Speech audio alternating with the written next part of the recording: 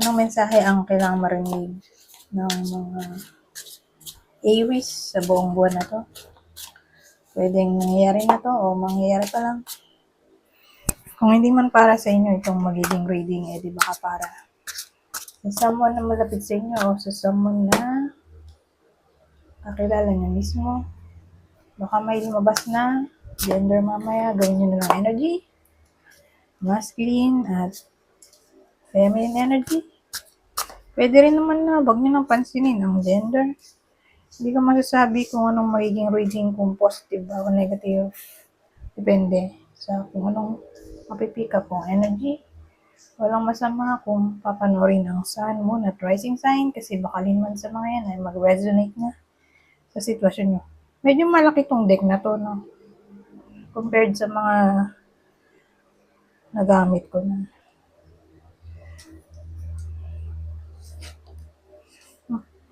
Malaki yung card, no?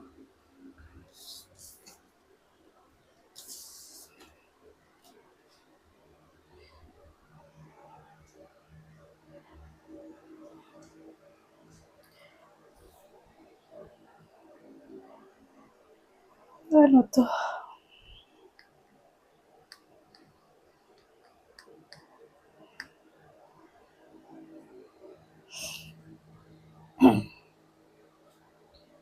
Walang dating.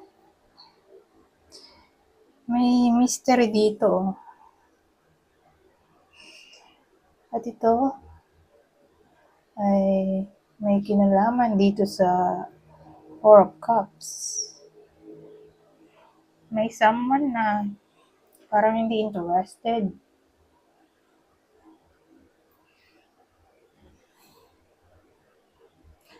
O no contact siguro nowadays.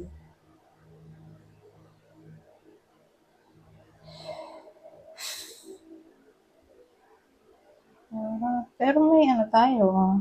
Dyan ba to? Strength card.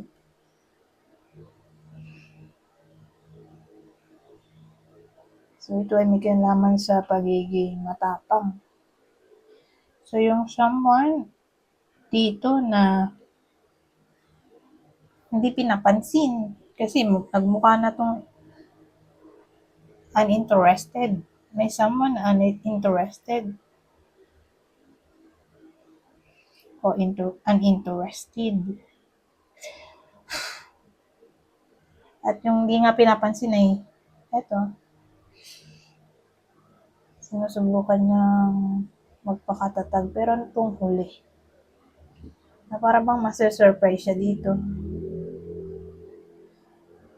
So yung penguin nakatingin dun sa snail, may laman palang isda. So ito ay pwede rin card ng surprise. So ano kayang surprise to? Alamin natin.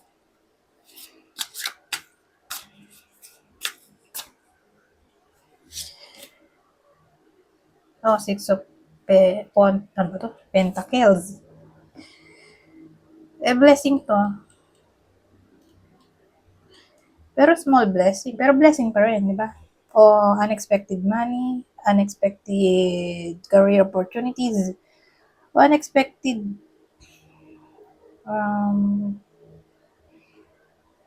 reconnection. Kasi give and take relationship.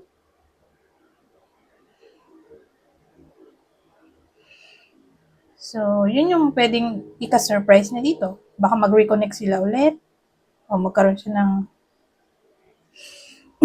unexpected money o unexpected career opportunities.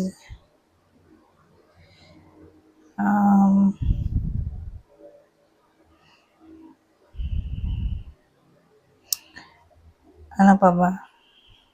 O baka makareceive nga siya ng unexpected money pero small amount, mga 999 pababa. O sabihin natin mataas na yung 3,000. Ay, 3,000. 1,000 siguro. Mataas na yung 1,000. E di ganun din yung 999. E di gawin na natin 1,000. Mga 1,000 pababa.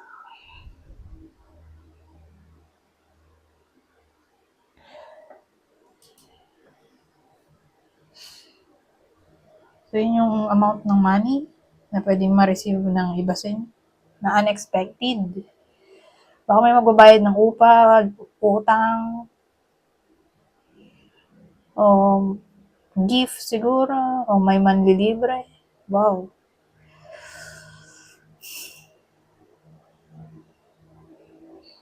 Kasi generosity to eh. So, baka nga may manlibre sa iba sa inyo. Pwede rin itong OT. Na pwedeng dagdag income.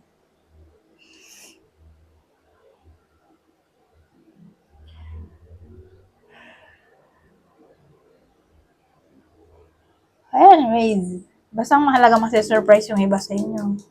Okay? Kung ganito na sad sila at hindi nga pinapansin yung kanilang effort dito na maging matatag sa kabila ng ganitong sadness. Ma-rewardan naman dito.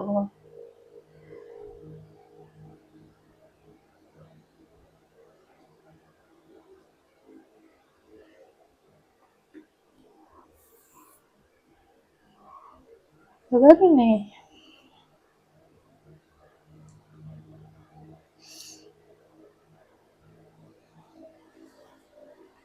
Ito kasi mystery. So, hindi natin masabi bakit bigla na lang naging cold yung tao dito. Pero sa case na to, in general na. Wala namang indicator na relationship lang to eh. So, in general na to, pwedeng kapamilya, kaibigan, katrabaho na bigla na lang naging cold o uninterested, makipag-usap.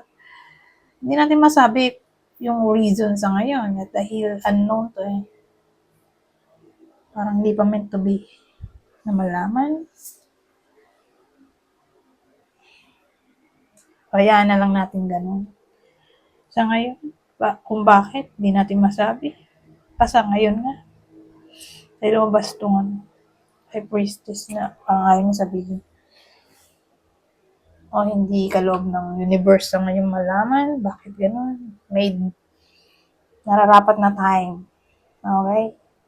Para dito. Ito kasi ay card din ng divine time. So, hindi pa ngayon yung divine time. Ayan yung guys. Ito ng ibang deck. So, sino yung doon muna tayo sa kung sino. Yung parang naging code dito. Hindi kayo basta-basta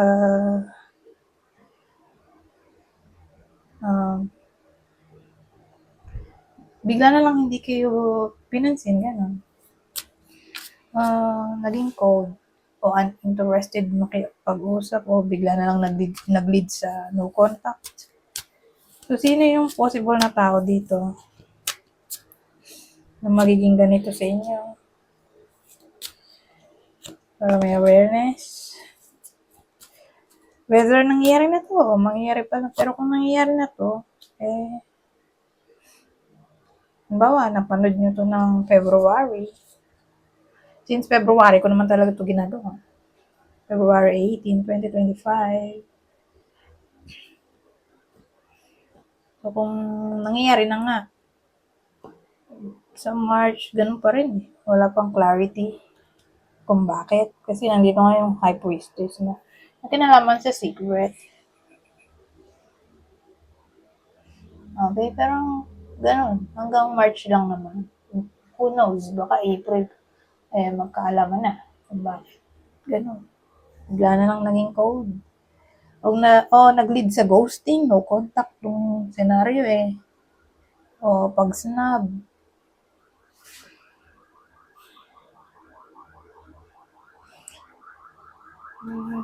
So, punta naman tayo dito sa susunod na deck. Ang masasabi nito. So, meron tayong 2 of swords. Baliktad naman. Baliktad din ito.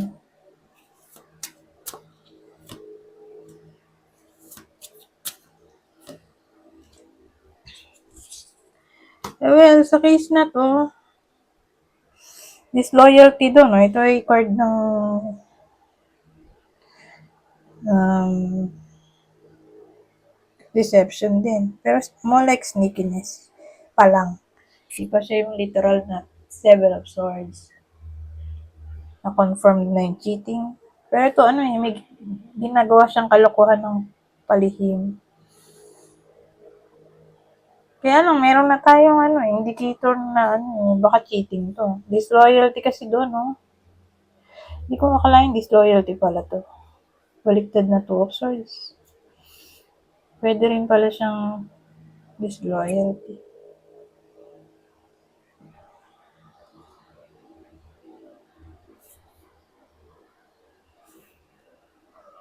So,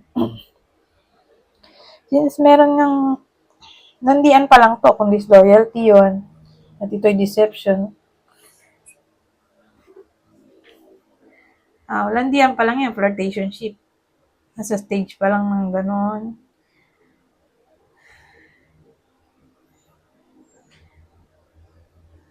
Yan yung disaster dito. Tingin ko yung nagloloko ay babae. So, kunin nyo lang info na sa tingin nyo fit sa sitwasyon nyo. So, yung babae dito, may anak to. Kunin nyo lang info na sa tingin nyo fit sa inyo, Nanay yan, buntis, senior, mayaman. Kung di mayaman, may business. Kung walang business, edi may trabaho.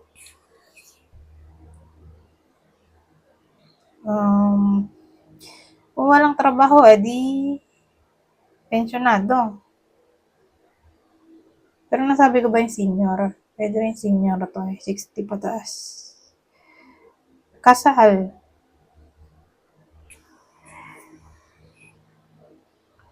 Ayan, animan sa mga yan. Siya yung may kalandian dito. At siya yung malapit din.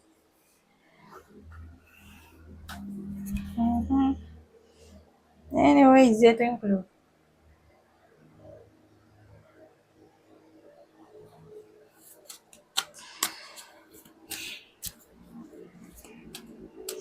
So, doon muna tayo sa partner ng Aries na tatamaan ng reading. Kung di para sa inyo yung clue, di tingnan din natin yung kakilala. Baka sa kanila tatama. Pero doon muna tayo sa partner ng Aries na baka tamaan ng reading na to. Na in a relationship, kapwa nila Aries. Ito, isa sa air sign. Gemini, Libra, Aquarius. Ito, Cancer. Ngayon, kung di nga tumama sa inyo yan, yung clue na yan, baka tumama sa kakilala nyo. So, ito yung kakilala. Virgo, Gemini, Leo. Ito yung iba pang clue. Kuha tayo ng 4, same instruction. Kung di tumama sa inyo yung clue, baka tumama sa person nyo, kakilala. Isama na rin natin pati idol. Kasi pwede rin. Sakupin itong energy yung idol nyo na mababalitaan nyo na lang na ganito pala yung nangyayari sa buhay nyo. So, ito na yung clue. Kunin nyo lang yung fit. Okay? Sa sitwasyon nyo o kakilala nyo na clue. Ito, fun-colored hair. Ibig sabihin, siya, kakaiba yung kulay ng buhok. Ayan, tulad yan, blue.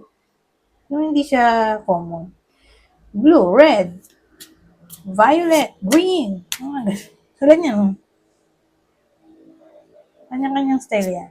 Ito naman, very young. Very young. Di mas bata sa inyo yung partner o siguro maglalaro ang edad nito sa 18 to 29 years old. So, may someone na very young. Ito, wavy ang buhok. Black ang buhok. May May someone black buhok. So, kanina, kakaiba kulay ng buhok, ngayon black naman. So, isa sa kanina may kulay buhok. Yung isa black. O, pwede rin naman lahat sila black. O, parehas may kulay. So, case-to-case basis. Kunin nyo lang yung info na sa tingin nyo ay fit sa sitwasyon nyo.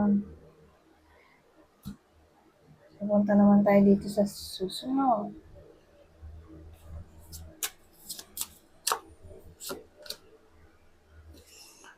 Salt. So, may someone. Ayan. May someone na nag-iisip. At ang iniisip niya ay, may taong nag-iisip, di ba? At ang iniisip niya ay, someone na absent daw eh. Hindi niya kasama. Na para bang mapapaisip-isip siya tungkol dun sa taong yun na hindi niya kasama ngayong buwan na to. So, ibig sabihin, may mamimiss yung iba sa inyo in short, di ba? Na laging iniisip-isip. Aha.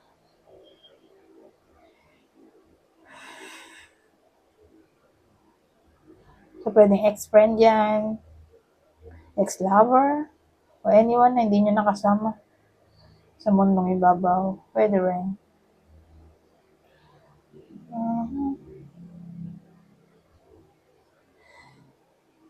Ex, pwede rin.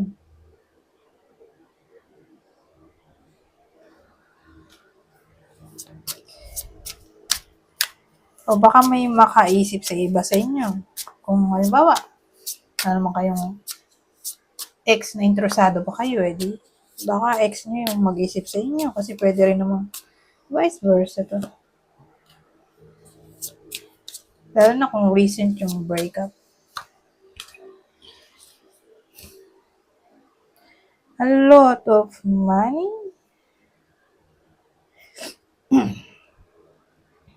At ito ay sweet card. So, paano yan? Ang dating sa akin sa buong buwan na to.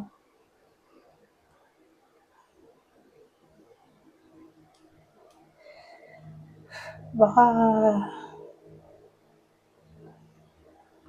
magkapera sila.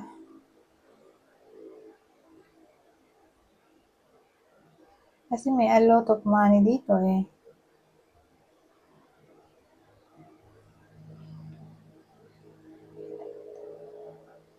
Ano to? Sweet card.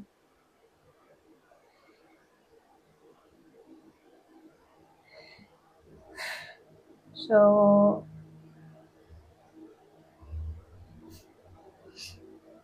ang dating sa akin, may someone na magiging caring sa iba sa inyo.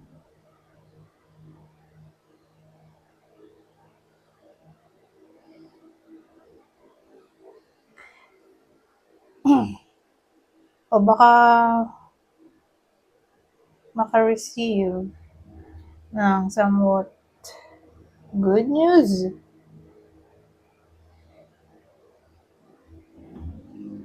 Sa buwan na to.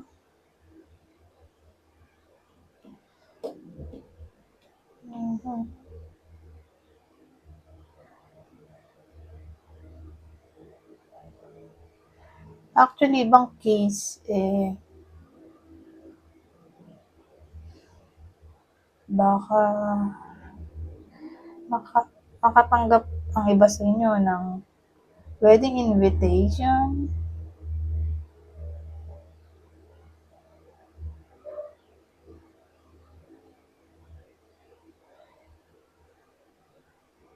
O baka yung good news ay all about money, unexpected money. O tataas ang sales, tataas ang income. O sahod dahil maraming OT.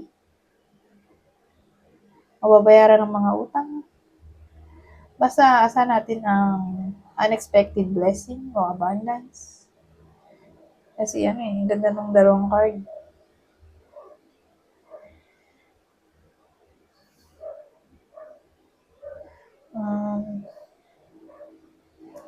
Ano pa ba?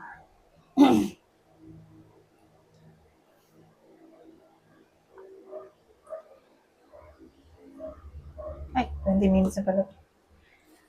So, since 20 minutes na to, punta na tayo sa susunod. Ito na yung pinaka-last deck. Babasahin ko na lang tong part na to since madali naman to intindihin. Kunin nyo lang info na sa tingin nyo ay fit sa inyo. Ito na ang general advice para sa buong buwan na to. Truth. Yes, what you're asking about is the truth. Laughter. You need a good laugh. At ang huli, light. See the light within yourself and everyone else. Anyways, hanggang dito na lang. Goodbye. For now.